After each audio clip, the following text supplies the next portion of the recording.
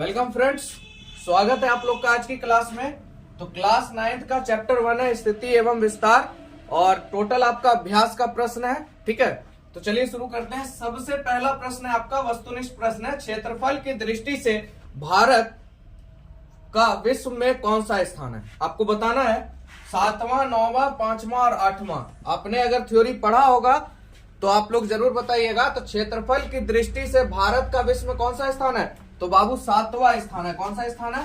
7वां स्थान है। ठीक है, अगला भारत के अक्षांशीय एवं देशांतरीय विस्तार में लगभग कितने डिग्री का अंतर है? ये भी आप लोग को पता होना चाहिए। 45, 40, 30 या 35।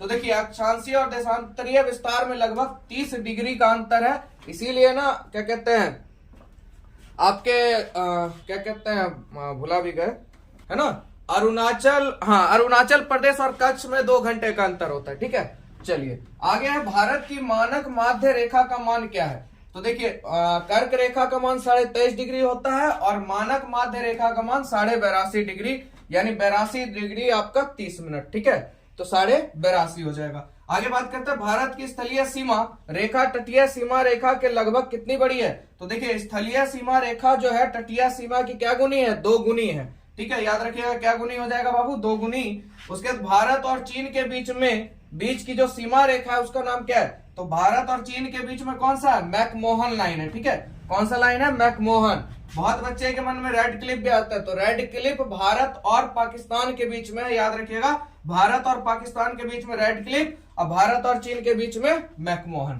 तो ये हो गया आप लोग का ऑब्जेक्टिव। अब फिलिंग द ब्लैंक्स देख लेते हैं। तो अब बात करते हैं रिक्त स्थानों की पूर्ति कीजिए। तो देखिए भारत का क्षेत्रफल डैश वर्ग किलोमीटर है, जो विश्व के कुल भौगोलिक क्षेत्रफल का कितना % है? तो ठीक है, तो भारत का क्षेत्रफल कितना है बाबू? 32.8 है ना, 32.8 वर्ग किलोमीटर। ठीक है, 32.8 वर्ग किलोमीटर जो विश्व के क्षेत्रफल का कितना है? 2.4%। कितना है? 2.4%। आगे बात करते हैं भारत का मुख्य भूभाग। ये मैंने आपको शुरुआत में ही बताया था, जो थ्योरी मैंने पढ़ाया था, उत्तर से कितना है अक्षांश और पूरब से कितना है। ठीक है, तो भारत का मुख्य भूभाग आपका कितना है शुरुआत में?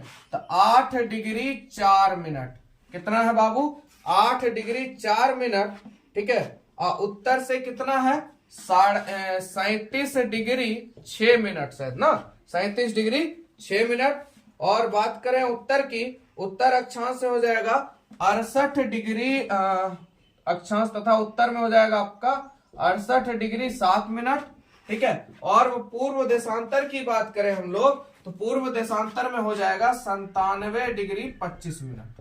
ठीक है, 97 डिग्री 25 मिनट पूर्व देशांतर तक है। ठीक है, अगला है भारत के कुल डैश राज्य एवं केंद्र शासित प्रदेश है। तो किताब के अनुसार आप आंसर देखिएगा तो 29 है, पर आपको अभी के अनुसार इसमें लिखना है भारत के कुल 28 राज्य हैं और केंद्र शासित क्या गो प्रदेश है? आपको 8 गो है। ठीक है, क्या गो प्रदेश है? 8 गो। श्रीलंका भारत से किसके द्वारा? मन्नार की खाड़ी। मैंने बताया था आप लोग को, मन्नार की खाड़ी तथा किसके द्वारा अलग हुआ था? पाक जल संधि द्वारा। किसके द्वारा? पाक जल संधि द्वारा अलग हुआ था श्रीलंका भारत से। ठीक है, उसके बाद है कोसी नदी को बिहार का क्या कहते हैं? शोक कहते हैं। क्या कहते हैं बाबू? शोक कहते हैं, जो हिमालय के कहां से निकलता है? उत्तरी पूर्वी से। कहां से? उत्तरी पूर्वी से। ठीक है, उत्तरी पूर्वी पर्वत से निकलता है। ठीक है, तो ये हो गया आप लोग का फिलिंग द ब्लैंक्स। चलते हैं हम लोग लघु उत्तरीय पर। ठीक है, अगला आप लोग का कारण बताओ। ठीक है, कहता है भारत का अक्षांशीय एवं देशांतरीय विस्तार लगभग समान है। ठीक है, भूमि पर दोनों की वास्तविक दूरी समान नहीं है। क्यों? तो देखिए क्योंकि पृथ्वी पर तो अक्षांशीय एवं देशांतरीय विस्तार लगभग समान है, क्योंकि 30 डिग्री का अंतर है। लेकिन जैसे जैसे हम ध्रुव की ओर जाते हैं यह दूरी क्या होती है? बढ़ती जाती है। ठीक है, अगला क्वेश्चन, भारत के अरुणाचल प्रदेश के निवासी सौराष्ट्र के निवासियों की तुलना में सूर्योदय होने से 2 घंटा पहले ही उठ जाते हैं, ऐसा क्यों? तो ये आप लोगों ने थ्योरी में पढ़ा है, तो आंसर देख लीजिए। क्योंकि ऐसा 30 डिग्री किसके कारण होता है? 30 डिग्री देशांतरीय विस्तार के कारण होता है।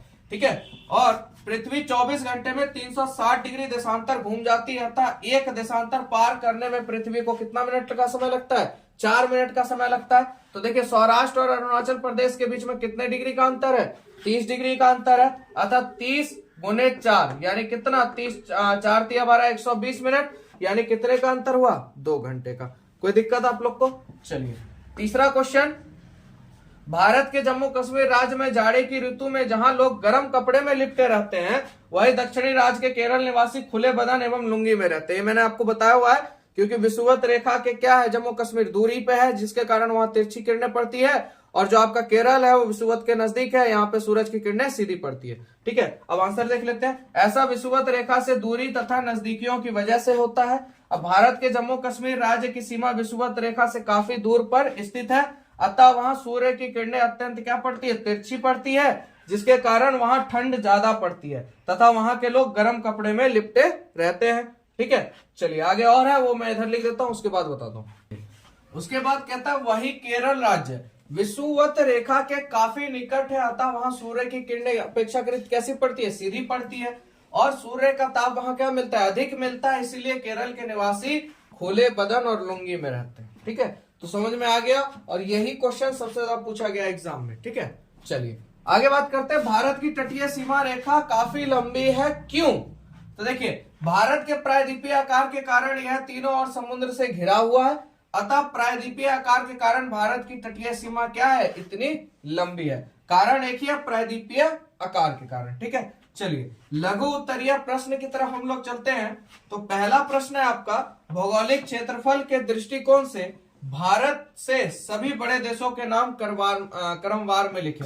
तो देखिए सबसे पहला अगर बड़ा देश है तो कौन सा है? हमारा रूस है, जो कि 170.7 लाख वर्ग किलोमीटर है। ठीक है, और दूसरे नंबर की बात करें तो कनाडा है, 99.7 लाख वर्ग किलोमीटर। ठीक है, तीसरे नंबर पे अमेरिका है आपका 98.0 लाख वर्ग किलोमीटर। चौथे नंबर पे चीन है आपका 95.9 लाख वर्ग किलोमीटर, और पांचवें नंबर पर ब्राजील 85.4 लाख वर्ग किलोमीटर। छठे नंबर पे आपका ऑस्ट्रेलिया है 76.8 वर्ग किलोमीटर, और आपको पता होगा 7वें नंबर पर कौन है? हमारा भारत, क्योंकि भारत से पहले क्या पूछा है? क्रमवार। तो भारत से पहले क्या को बड़े देश हैं? 6 को।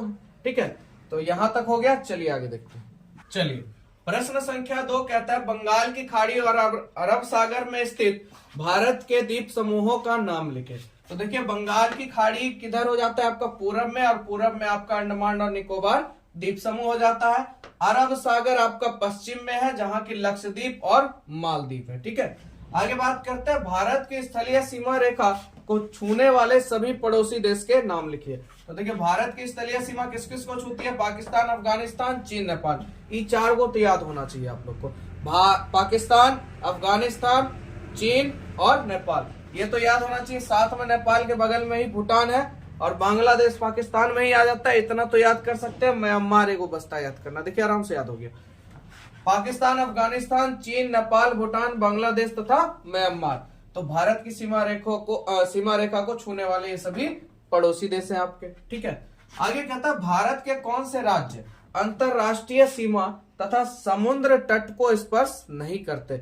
यानी ना अंतरराष्ट्रीय सीमा को टच करते हैं, ना समुद्र तट के पास में वो नजर आएंगे। ठीक है, तो कौन से हो जाते हैं आपके? मध्य प्रदेश, छत्तीसगढ़, झारखंड, दिल्ली, हरियाणा, असम। ये सभी समुद्र तट और अंतरराष्ट्रीय सीमा को स्पर्श नहीं करते। क्या आपने देखा यहाँ कभी जल्दी बाढ़ आते हुए? आ ही नहीं सकता, क्योंकि समुद्र तट से ये सब काफी दूर है। ठीक है, अगला है जल संधि। जल संधि किसे कहते हैं? देखिए समुद्री क्षेत्र में अपनी अपनी सीमा रेखाओं को लेकर निर्धारित की गई है कि यह अंतरराष्ट्रीय सीमा रेखा को ही जल संधि कहते हैं। यानी देखिए समुद्री क्षेत्र जो भी आपका समुद्र है, वहां पे एक सीमा निर्धारित किया है कि भाई यहां तक आप भारत का है, यहां के बाद विदेश में हो जाता है, यहां तक चीन का है, यहां के बाद अलग हो जाता है ना। तो समुद्र में ये बंटवारा हो रखा है, एक सीमा है, इसी को कहते हैं जल संधि। ठीक है, समुद्री क्षेत्र में अपनी अपनी सीमा रेखाओं को लेकर निर्धारित की गई अंतरराष्ट्रीय सीमा जो रेखा है उसी को जल संधि कहते हैं। यह समुद्री क्षेत्र में किसी देश की सीमा रेखा को निर्धारित करती है। समुद्र क्षेत्र में कि हाँ भाई भारत की सीमा यहाँ तक है समुद्र में, तो वहीं तक भारत है, उसके बाद दूसरा हो जाता है। ठीक है, तो इस चीज को सुस्पष्ट करता है कौन? जल संधि। जैसे आप देख लीजिए श्रीलंका भारत से मन्नार की खाड़ी तथा पाक जल संधि द्वारा क्या होता है? अलग होता है। ठीक है, तो जल संधि आप लोग समझ गए। अब बचा आपका दीर्घ उत्तरीय, उसको भी देख लेते हैं। चलिए आगे दीर्घ उत्तरीय प्रश्न की बात करते हैं। तो देखिए एक ही क्वेश्चन है इसमें आपका, भारत के अक्षांशीय एवं देशांतरीय विस्तार का इसके समय पर क्या पड़ता है, स्पष्ट कीजिए। चलिए थोड़ा सा ये छूट गया था। ठीक है, तो देखिए भारत के अक्षांशीय एवं देशांतरीय विस्तार का इसके समय पर क्या प्रभाव पड़ता है, इसको स्पष्ट करना है। तो देखिए कहता है भारत के अक्षांशीय एवं देशांतरीय विस्तार लगभग समान 30 डिग्री है, लेकिन वास्तविक रूप से भूमि पर दोनों की दूरी समान नहीं होती है, क्योंकि पृथ्वी पर तो अंतर अक्षांशीय दूरी समान रहती है, किंतु जैसे जैसे हम ध्रुव की ओर बढ़ते हैं अंतर अक्षांशीय दूरी क्या हो जाती है? कम होती जाती है। जैसे उदाहरण के लिए आप भारत में अरुणाचल प्रदेश और कच्छ के स्थानीय समय के बीच में कितने घंटे का अंतर देखते हैं? 2 घंटे का अंतर होता है। अर्थात जब अरुणाचल प्रदेश में सूर्योदय होता है उस समय कच्छ में अंधेरा रहता है और वहां 2 घंटे बाद क्या होता है? सूर्योदय होता है। ठीक है, यह 30 डिग्री देशांतरीय विस्तार की प्रभाव की वजह से होता है। वो जो 2 घंटे का जो डिफरेंस होता है वो किसके कारण होता है? 30 डिग्री देशांतरीय प्रभाव के कारण। ठीक है, उदाहरण के लिए भारत का उत्तरी किनारा जम्मू कश्मीर रुक जाइए, अक्षांशीय विस्तार की दूरी का भारत के ऋतुओं पर भी प्रभाव पड़ता है। जो अक्षांशीय विस्तार की दूरी है इसका प्रभाव ऋतु पे भी पड़ता है। ठीक है, उदाहरण के लिए आप देखिए भारत का उत्तरी किनारा जो है आपका जम्मू कश्मीर राज्य में तथा 37 डिग्री 6 मिनट अक्षांश रेखा इसके उत्तरी किनारे से गुजरती है। ठीक है, जो विषुवत रेखा से काफी दूर पर है, अतः सूर्य की किरणें अत्यंत तिरछी पड़ती है, जिसकी वजह से यहाँ जाड़े की ऋतु में अत्यधिक ठंडक पड़ती है। और इसके विपरीत अगर देखा जाए तो भारत का दक्षिणी भाग जैसे केरल और तमिलनाडु राज्य विषुवत रेखा के काफी निकट है, अतः यहाँ अधिक गर्मी पड़ती है। ठीक है, तो ये हो गया आपका क्वेश्चन दीर्घ उत्तरीय वाला पूरा खत्म। वीडियो कैसा लगा आप लोग जरूर बताया कीजिए। आप लोग के लिए इसी तरह वीडियो आते रहेगा। मिलेंगे नेक्स्ट वीडियो में, सपोर्ट करते रहिए।